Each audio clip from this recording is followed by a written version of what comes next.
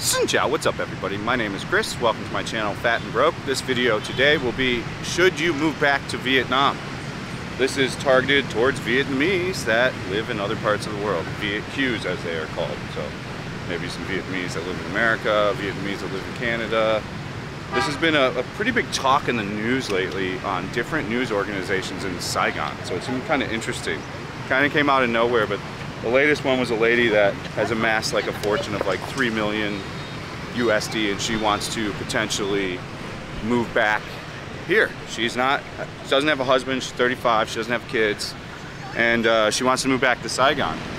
You know, first and foremost, yeah, hell yeah, move back. I mean, especially if you're a woman like that in her situation, that $2 to $3 million, if she invests it properly in the American market, because she can, because she's in America, you should be able to set her up for retirement forever and should be able to live a very comfortable life in the top 10% of people in Saigon. No problem. She should be able to get a very nice apartment, very good everything, top tier. She can even buy a car. And she's 35 already, so I mean, heck yeah, you should move back. I mean, especially if you've never really been here or lived here. Even if you visited for a vacation every, year for a week or two, there's really nothing that replicates the experience of living here. I can't go into too much detail about culture and all that stuff because I'm not Vietnamese, but there's not much I can tell you on that end. But I can tell you as a person that lives here and has lived here for the past, 5 years, it's a tremendous place to live. Your value for your money is going to go so much further than where it was probably going to go in America, pretty much anywhere in America, to my knowledge. I think you could probably live in like a Dakota or South Dakota, pretty cheap, but what's really there for what you get and for the value of the dollar? I'd be hard pressed if I was her to just not try it out. So yeah, overall, I think you guys should definitely try it out, especially if you have the option. I would even go as far as to say, even if like you're married and maybe your partner wants to move too, you got kids, see if they want to move. I don't think it's a bad place to come back to now. And for the record, you're already starting to see people do that. I met a Vietnamese family and a subscriber not too long ago that had moved here, and their kids are like 8 and something else, and they moved back here just for the sheer reason of wanting to have a better life for their value of money. And he has a job that he can work from here, a remote job. So I mean, it all worked out very well for him. Yeah, does this traffic look like it's chaotic and stuff? And is it going to be a change of what you're used to in your Western style life? Sure, but it's a new adventure, right? So open up that new chapter in your life and come move to Vietnam, And are you going to be welcomed back with open arms? For sure. I've never really heard of, I've talked to Viet Kieus about this in particular. I've never heard of Viet Americans getting treated too much differently, in Saigon at least, because they're from America and have lived abroad, Vietnamese, especially Saigonese, are quickly catching up to like Western world society stuff. More and more people are buying cars every year. It's becoming more and more normal to have a car as more and more low segment, cheap, affordable cars come into the market. MG makes like a $28,000 car here now.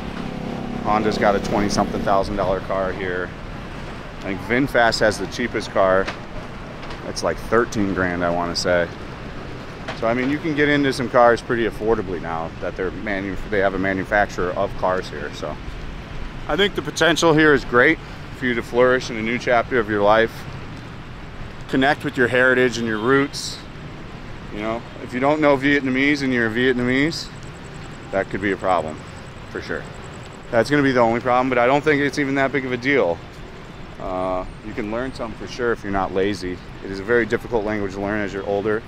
I'm a lazy person in that regard, so I know very little Vietnamese. I owe it to myself to learn more. I will one day, But yeah, I'm lazy about it. But that could be a big problem. That could pose as a pretty serious issue, not knowing any Vietnamese. But I think it would just be more so in that they're going to you know, talk to you in Vietnamese all the time and assume you know it, and you're just gonna be like, what's happening? So that would really be the big problem there. You know, the other thing is, if you're a guy or if you are a girl and maybe you're single and you're having a tough time finding love over there as a Vietnamese, come back to your motherland. Come back to the homeland. Find you a good Vietnamese girl or a good Vietnamese guy. Settle down. You know, Saigonese guys are the best. You'll know if you know. This is a pretty good joke. There's a super, how would you say, a super low divorce rate in Vietnam, and there's a super young marriage rate. So there is definitely some philandering in relationships with couples. But we won't divulge too much into that. You know, that's for neither here nor there. That doesn't make any sense, but it is what it is. Sometimes I don't make any sense. I'm trying to use words that are too big for my britches. What's going on over here? Hold on, a little pit stop. Oh, this is one of the river cruises. The problem with these river cruises is, unlike Thailand, where they probably could dominate a market like Thailand, the food isn't very good. So it's not a very memorable trip, and the performances are lacking or not that great at all. So that's really the big difference of why Thailand and Bangkok, that's big business going out to these boats. But here, you know, it's mediocre food at best. I still have to try the Elsa, but they pretty much all have the same food. I wouldn't be surprised if one restaurant cooks for like all of them, or one company owns them all. That stuff's all very possible in Vietnam. Let's see. Chat, do you guys have anything you want to add to Viet Kieu's moving back to Vietnam? The other things I will say is it's also pretty easy if you are this comes up all the time in my visa videos. I never talk about it because it doesn't really apply to too many people, but since this is a Viet Kieu focused video, you have a 5-year visa exemption too. So you can apply and get a 5-year visa exemption here.